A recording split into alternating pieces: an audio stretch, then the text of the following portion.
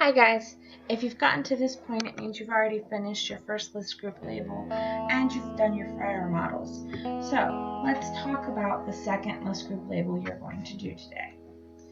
This list group label is actually based on tiered vocabulary. So I want to pull that up so we can look at it. Tiered vocabulary is another way of thinking about vocabulary. Just like when we separate our words into categories in the list group label, we also have categories or tiers that we can think of when we think of vocabulary. So tier 1 vocabulary are common words, general terms, standard words, things that you hear all the time: school, book, story. Tier 2 vocabulary can still be fairly common words, but they're going to be slightly more advanced. Words that are slightly more specific are more academic. For example, text, course, peer, scholar. Your third group is composed of words we don't use very frequently or are very specialized.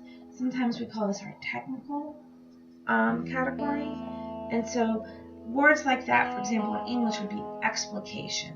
Explication is a very technical English word that you don't necessarily see in other fields or in other places.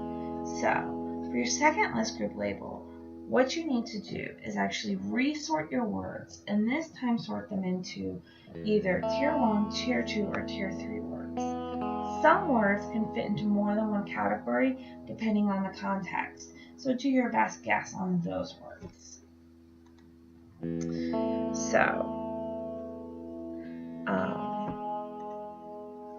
once you have finished that, you're actually going to go ahead and go to your vocabulary.com page here. And as you can see, here's our list of words. And you can click notes and examples to get definitions if you're still looking for those. And you can click practice to practice the words. You need to complete the practice for the assessment today.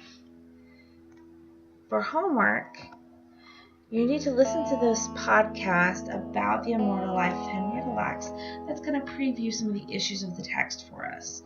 If the audio doesn't work for you initially, you can also just go directly to the Radiolab website to listen to the podcast and preview our text. And if you look at the Radiolab website, you have the podcast right here. You can hit play. There's a little bit of information. And here's this great vintage video that you can watch for an extra credit opportunity tomorrow. Okay? So, this should help get you through the rest of the lesson. And if you have questions, you can text me and I will reach out to you on those.